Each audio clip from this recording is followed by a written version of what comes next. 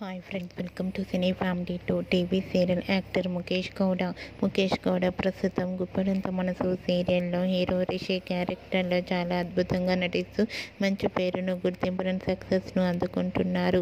గుప్పడంత మనసు సీరియల్లో రిషి ఎంట్రీ ఇచ్చిన సంగతి మనందరికీ తెలిసింది. రిషి ఎంట్రీతో తన ఫ్యాన్స్ అందరూ ఎంతగానో హ్యాపీగా ఫీల్ అవుతున్నారు.